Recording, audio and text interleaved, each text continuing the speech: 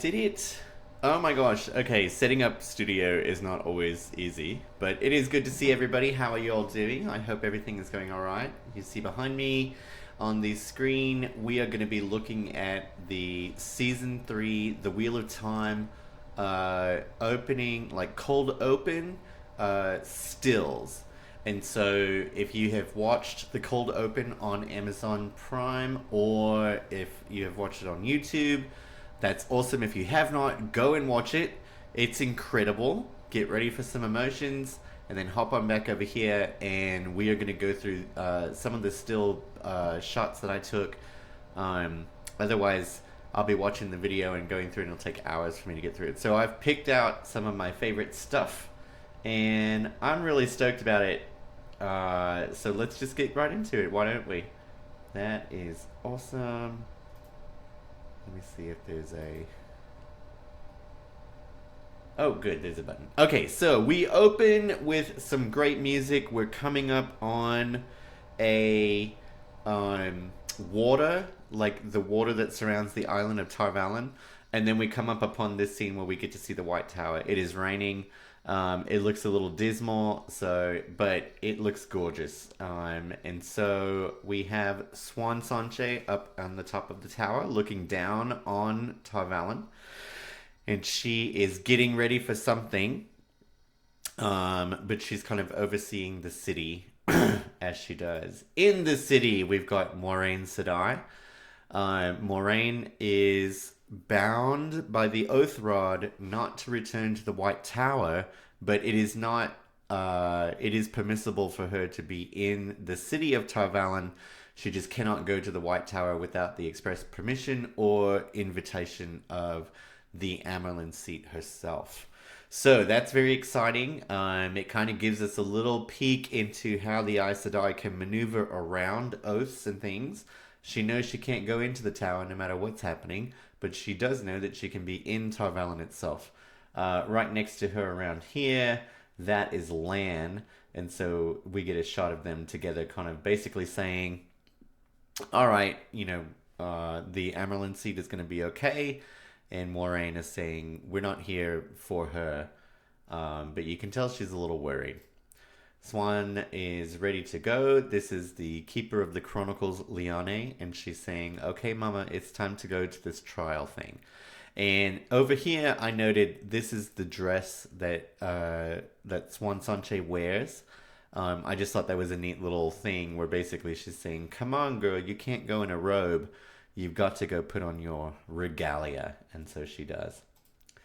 Liandrin is walking out. She gets confronted by 3 of the Red Aja sitters, sisters and sitters, and they're basically telling her, hey girl, the Swan Sanche would like to talk to you. And Liandrin says, well, I would like to talk to her too. And so she is very ready. And these sisters are saying, okay, whatever happens, we're on your side because we're all Red Aja. I thought this was a neat thing. Like, her dress has black and red, and we know already that Liandrin is Black Aja. So I think she's really putting these colors out there without anybody really, knowing what they mean. They might have just been like, oh, I guess she got a style change. But she's putting that out there so she can mentally kind of be like, I am of the Black Aja. The Red Sisters, I noticed, didn't have anything but red or, a little bit of gold fringe on here, some belts and things, but there's nothing quite like what Liandrin is wearing right here. Behind, this is the entrance to the Hall of the Tower. We see Alana going in. Maxim and Ivan are basically like, we should go in there with you. This could get bad. And Alana says you can't because only women are allowed. Just pointing out that Taylor Napier, the actor who plays Maxim, so delicious. Look at that hair. Yes, God. Basically, she said, look, I'm going to be okay. We've got a plan. It's going to be all right. Here come the sisters. And as you can see, kind of from we were behind them and now we're looking over on this side, Alana's going in. You have a crowd of blues. You have some warders over here. You have some Sisters of the White Aja. You have some people over here as well. They're escorting Leandrin in. You can see her dress a little bit better over here. This is phenomenal, by the way. This costuming, yes, God. Liane Sedai, the keeper of the Chronicles, basically some bars their way. She says, hey, guess what? The Reds are not invited. But Leandrin is going to go in there and speak for the Reds, but the rest of you are really not allowed to be in here. You'll see this as you're watching the scene. Basically, they're like, we're Red Sitters of the Red Aja. And Liane says, well, we only need 11 sisters in there, and we've already got 11, so why don't you guys go make a sandwich or something? So basically that is a dig at the Red Aja, and we kind of suspect as not readers, but as watchers, that they're going to call Leandrin to task. They're going to call her out for being the Black Aja. And so basically they're kind of like, we don't need the Red Aja in here trying to make trouble. We're just going to pull Leandrin in here and get this over with. And that is the Blues and the Reds don't get along, so this is just another jab at them for that. When really they should have kind of been like, as Red Sisters, it should be you who holds Leandrin accountable, but that's not what's happening here. Again, this dress, phenomenal. I would wear it. But you can see behind, we've got a better view of the whole of the tower and of the sisters themselves. And so we have, I think this is Grey Aja. Looks like we've got some blues over here. Looks like we've got some other colors. This looks like a blue color, and there's blue over there. But I think that's probably green. Or that could be green. I'm not exactly sure of the color itself. Leandrin is sitting there. Basically, she's like, I'm ready, go. So Siuan Sanche is listening to Leandrin. In the one right before, Leandrin says, I'm here because you're trying to silence me, and I have something to say. And so she starts telling everybody about this tale, about how Siuan showed up in Cairhien. She knew that there was a man who could channel, who is Rand al'Thor, who became the Dragon Reborn, or, announced himself as the Dragon Reborn, and then she just let him leave the city, which is not exactly true, but it definitely makes an impact in the hall. And then Siuan is like, listen, girl, that's all cute, but I happen to know that you're of the Black Aja. And that is bigger news, of course, than, Siuan kind of let the man go. That's huge. So the in-between on here, I didn't get a capture of that. But basically, she's kind of like, you don't have proof. Siuan is like, you don't have proof about me, but I do happen to have proof about you. Voila, here's Nynaeve Almira. And you captured her, gave her to the Shan-Chan. Leandrin realizes she's caught, and basically she's like, well, oopsie. And she starts to channel, and then this scene happens. We have Alanna here and Liane here, and they channel a shield against Leandrin. You can see that she's channeling fire or a weave of destruction, and then they shield her. The shield is you can see the white kind of weaves going on here, and they block her from channeling the one power. Meanwhile, you've got these ladies over here just going like, oh, is something happening? So they've got them shielded. She's got her shielded. Okay, now we get some reactions. We have them talking about... I kind of like this, actually. I was looking at the actual dresses here. The White Aja, in particular, have these stunning dresses. I like this one with the crazy collar. I like this one with the kind of like half cloak thing going on. The yellows are talking amongst themselves. We can kind of suspect that there's some of these ladies, or maybe one or two of these ladies, are going to be Black Aja themselves. That's what the scene is kind of leaning into, is kind of like, Leandrin may not be the only one in this room that's Black Aja. And so they're kind of like, ooh, girl, guess what I heard right now, just right now. And she's like, tell me, girl, tell me. And then they're over here just saying like, I don't know what's going on. Let's find out. Yes, they're over here when she said, yes, Siuan Sanche knows about a man who can channel, who is the Dragon Reborn. She was like, clutching her pearl. She said, what did she just say, girl? Tell me. And she's like, oh my God, I can't believe it. And so there's a lot of reaction going on in the Hall of the Tower. These Aes Sedai are sitters of their Ajas. I don't know that they would necessarily be, cackling like this lady. But it's good television. I was saying this to somebody else. This is good television of them reacting. You need those reactions because you can't just be filming in the room and they're all just like that. So these are good. It's good TV. It's good reactions. But I don't know that the sitters of an Aja would be that kind of discombobulated. Although they don't really know that the Black Aja exists. They might suspect. They might whatever. This is outrightly saying, Leandra and Sadai, you are Black Aja. So maybe they would react like this. Who can say? We see as the discussions are happening that this lady gives a look to this lady and she gives a look back. So something is going on between them. Their focus. She's like, could somebody please tell me what's happening? And she's like, you know, girl, I saw the funniest thing. But she's focused over here.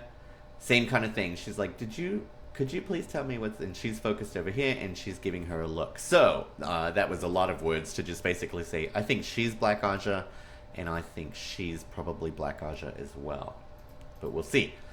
All right, so they're like, Leandrin, you're Black Aja. Here comes Swan Sanche with her. Oh no, basically she's saying that you have Nynaeve over here as a witness.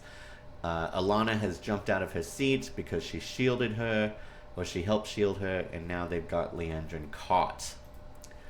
This is Mother. She's like, look, you know, you can see that the back here the weaves were yellow, basically. What is that? Air, maybe air, holding her up. Getting her together, and now they're starting to turn red. We've got some fire going on. Woo, Swan Sanche is not happy. I like this. So she said, you're going to tell me all about the Black Aja, and you're going to tell me which sisters are Black Aja.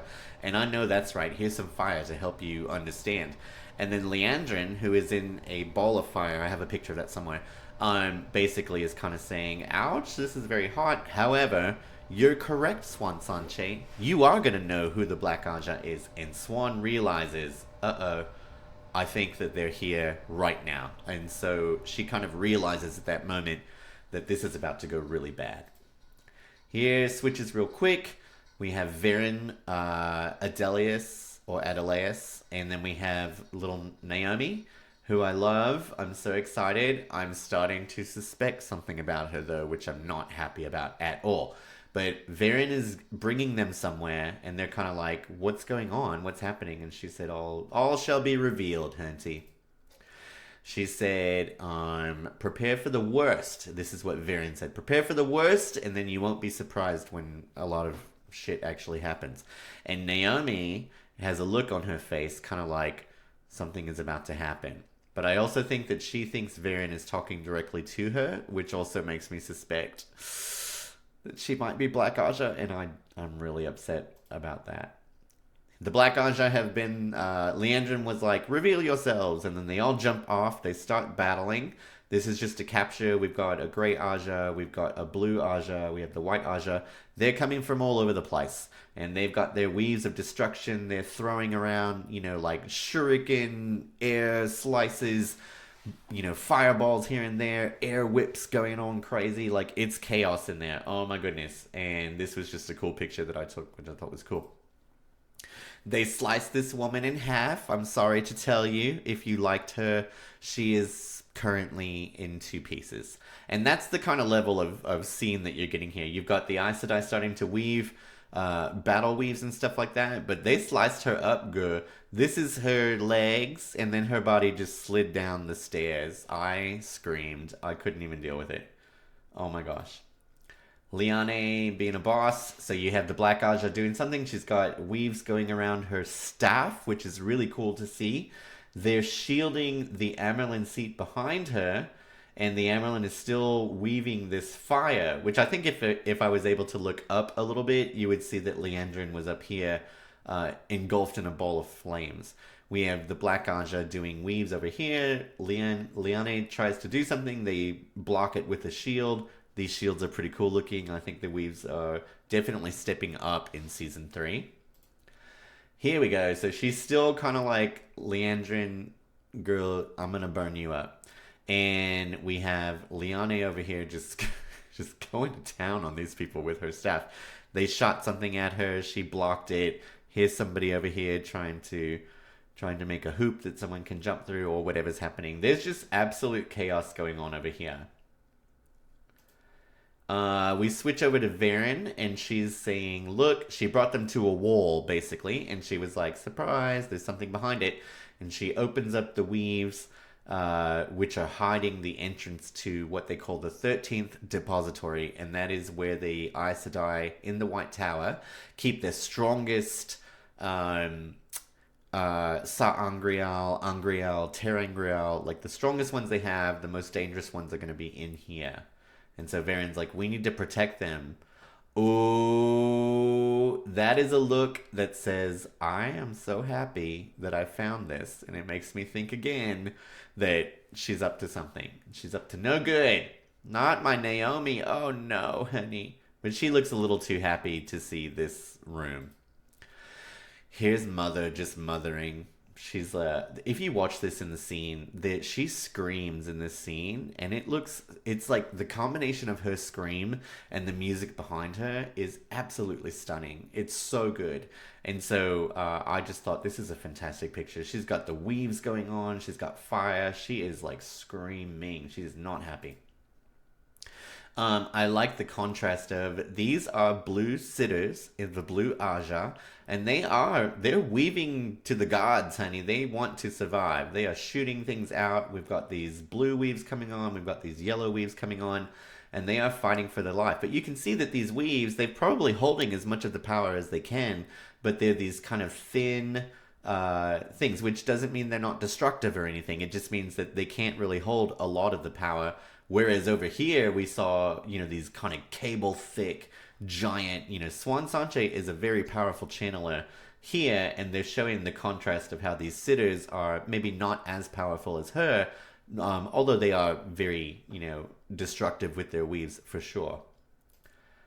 This is one of the Black Aja. We can see her weaves are also like kind of cable thick, very thick weaves, as opposed to these ladies. So you have 2 against 1, and she is holding her own because you can see that she can hold more of the 1 power than these ladies can. So they're fighting with this, and then here comes Joya with her giant fire craziness going on. So I just thought that was a very interesting visual where you can see like which Aes Sedai are maybe more powerful than some of the other ones. Here's the warders guarding, that is the whole of the tower. A column has been pulled down. I don't know if it's this door or one of the doors, over this way. But whichever door it was, they can't get in. And when the column came down, I think that was a different door that Nynaeve was standing by. But she may have come in that door as well. Who knows? But for whatever reason, we have no Aes Sedai from this point of view. And the warders are trying to make... first, they're trying to get in the door to help their Aes Sedai. Secondly... it looks like they are kind of like, you are not going to get in there to cause any more ruckus, whoever's in front of them. It turns out the Red Aja sisters that were talking to Liandrin a while back, in the beginning of the scene, they are the ones who are coming around and they're kind of like, get out of the way. Like, we're not Black Aja, we're just trying to get in there and help, and they're kind of unsure. So they're just saying, I don't know if you are or if you are not. Around the corner comes these 2 ladies. This is Chesmal Emry of the Yellow Aja. This is Jean Cade of the Green Aja. These are her warders. Basically, they come around the corner. Everyone's like, oh, thank God you're here. Please make sure that you help us. And this lady says, I don't think I'm going to. And then it turns out that they're Black Aja as well. Oh, my goodness. Oh. Jean Cade...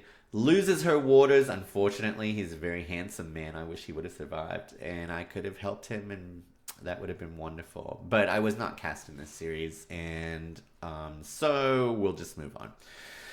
So anyway, they get into the 13th Depository.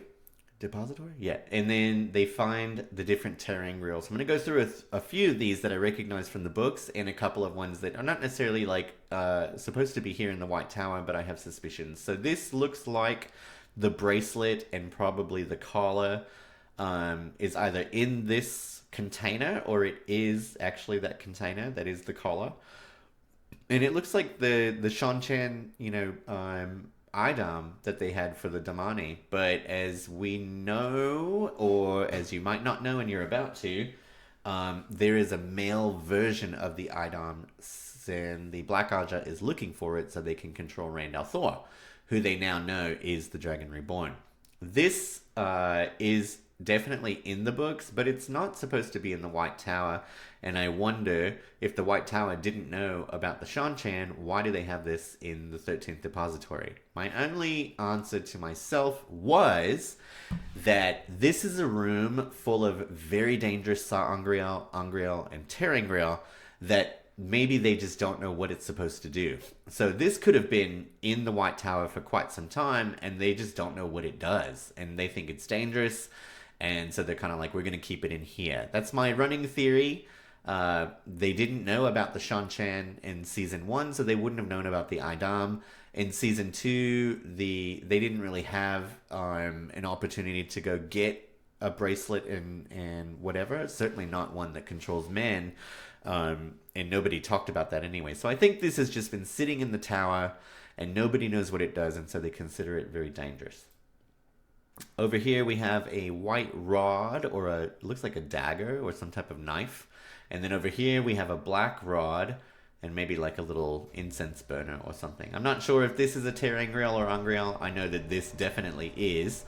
There's one in the books that either shoots balefire, which we'll learn about, I hope, this season, or it causes like great pain. I'm pretty sure this one is the pain one, but I am not altogether certain. This, I think, is a wand that they use later in the books. It's a very powerful sa'angreal, if I'm not mistaken. We also have maybe like a couple of other things on the shelves, like this little thing here, which could be anything. This thing over here, which could be anything. The main thing is this doorway right here, which at first I thought was curtains. I was like, I don't know if there's a curtain ter'angreal that's very dangerous. It's dangerous because I don't know why. As I looked at it more though, I realized that it was kind of like had these twists and turns, which is definitely a twisted red framed door that you find in the books. This is a passageway to the realms of the Aelfinn and the Eelfinn, which are snakes and foxes, which you can see over here. And basically they're very integral to the books in terms of they help Mat and his story, they help Rand and his story, they help Moiraine and her story. These are not people who help, the snakes and foxes are not helpful in terms of like, oh, they're good guys. It's just the experiences that Moiraine and Rand and Mat have in the red framed ter'angreal do help them along. The snakes and foxes are not great people. They're not even people. So I guess I can spoil this for you. One of the there's two of these. One of them takes you to a place where you can get 3 answers to 3 questions. The answers are always correct. Another one, you can go and do like a bargaining thing. Like, I want really great eyebrows and eyelashes, and in return, I'm going to give you this, Arabica coffee that I got from Guatemala. And so then the Aelfinn or the Eelfinn would be like, that's a good deal, so we're going to go ahead and do that. But if you go in and you don't have something to pay, then it can be very bad for you, because then they get to set the price, which is usually death.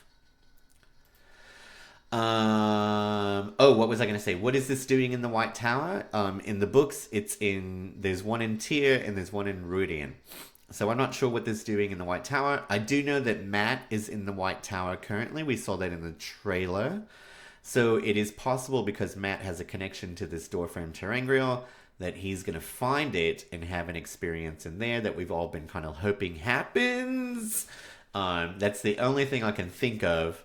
Or that he falls into this doorway and comes out the other doorway, wherever that may be. So we'll just see what happens, but it is very interesting to see this here right now.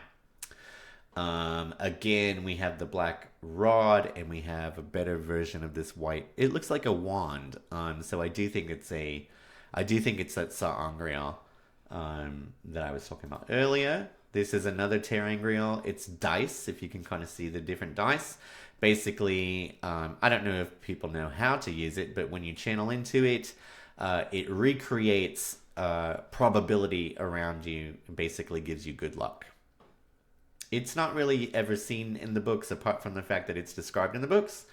But it is kind of a fun little Easter egg to see that there. I was very happy to see that. I was like, oh, that's the dice. This is a spirally disc. When you channel into it, you can enter the world of dreams. This was very important in the books. It came up a few times for people using it to enter Tel'aran'rhiod. And this is the Fat Booty ter'angreal. When you channel into it, girl, I hope you have new pants because your booty will get... No, I'm just kidding. This is also one of the dream ter'angreal. When you channel into it, you basically go to Tel'aran'rhiod as well. Now, Naomi basically confirms my suspicion. So angry. She says, hey girls, I don't have to listen to you anymore. Thanks for the ter'angreal. Also, I'm Black Aja. So this weave that's forming over Verin and Adelius, I suspect it is compulsion, and the next few pictures will show me why. First of all, it looks like a net of the one power coming onto them from above. And compulsion was a weave that was like a net on the brain. Compulsion is a weave that it bends the will of the person to the person who's channeling compulsion on them. So she looks like she's using it to incapacitate them. You can see that it comes down. Verin, very perceptive. She throws up and cuts the weave. Her sister does not do that in time.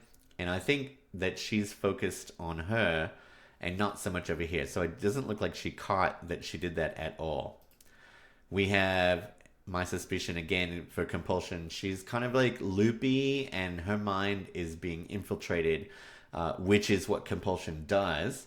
We see Verin not as affected. Yes, her nose is bleeding, so I think some of the weave kind of like did hit her, but not nearly as much as we see happening right here because Verin was able to slice it. But it looks like some of it may have smacked her a little bit, and so she does go like that. I think she's looking at Naomi, and she realizes that Naomi does not realize that she has cut the weave and she's not affected as much.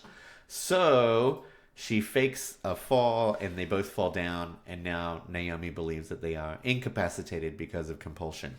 But Verin has faked her out, I believe. We jump back into the Hall of the Tower, and basically you have Liandrin getting slaughtered here. She's still got the fireball around her. She is getting, Swan Sanche is after her soul, honey. She's spitting up blood. It's really graphically horrific, and I just love it. And from that to this, somebody throws a stone, like a big giant stone pillar at Swan Sanche. Interrupts her weaves. Liandrin falls to the ground. This Black Aja sister, who you can see came from the Yellow Aja, is using weaves to heal her. And at the same time, they're using weaves from the Yellow Aja to heal Swan Sanche while everybody's still trying to fight.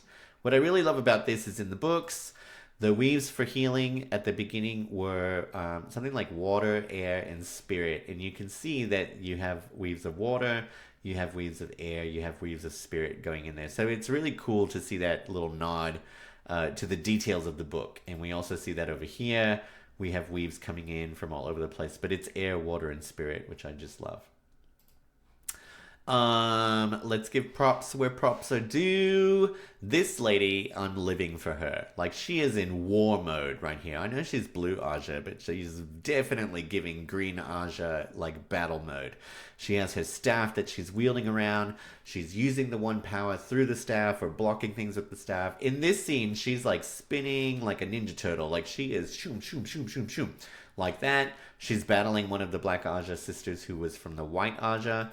She basically slaughters her. She beats her to death. Liane is not playing around. You can see this is not dirt. This is blood from the now dead Black Aja sister.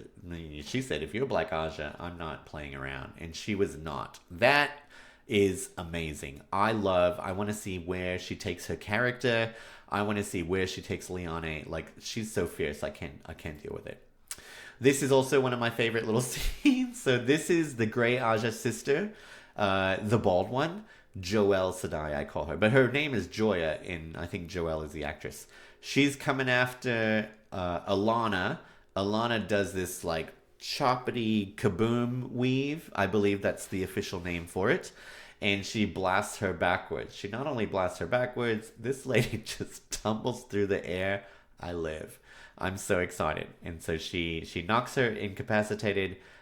She is now captured. You can see dead bodies around. You can see people still fighting. They're trying to heal whatever's happening. It's just chaos in there. You can see weaves like flying and bouncing off people. It's wild. The Black Sisters link up together. Liandrin says, "Link with me." We saw that happen in season 1 and I think in season 2 as well. But they've definitely upped their game with the visual on linking. And so they link together. This column of the one power is coming down. Liandrin is going to channel it. She basically blows everything up. This used to be the door. Now it's somewhere else. This is Chesmal and Jean. These are the Black Sisters that are coming out of the whatever. We can see dead Aes Sedai. We can see all the warders are dead. They've really done some damage here. And then they are headed out. We see that Adeleas and Varian are together. Another thing that led me to believe this was compulsion is that she blocked it. But Adeleas woke up and Varian was like, Adeleas, oh my god, are you okay? And Adeleas is like, who are you? Like, her mind is completely blank. So I do believe that that I said Yolanda Sedai, not Yolanda Sedai, Naomi Sedai, used compulsion on them, and she just happened to get the brunt of it, which is very sad because she's such a wonderful character, and I really hope that they don't use that as like her final whatever. We end the scene with Alana confronting the Black Aja sisters who are walking out of the city. She says, "I don't think so," and then it goes blank. We are going to get more of this scene, I believe, when it's released on March 13th. There's also a pre-screening on March 8th. If you haven't signed up for it, go do that. I don't know if they're actually screening episode 1 or if they're just going to touch on it and kind of give us a few scenes and whatever. So I'm really stoked about that. But March 13th, episode 1, 2, 3 pops out, and we're going to see the rest of this scene and all the scenes around it. So I'm so excited. I can't believe this is happening. We've been waiting for a year and a half. It looks amazing. The visuals, the costumes, the storyline. This is going to be the most, just the most epic, like, slaughter scene. I think it's going to be really, really great. So that is my breakdown of the season 3 cold open that we got this morning. And I hope you guys have had fun going through that with me. Take care and join me again on some of my other content. Cheers!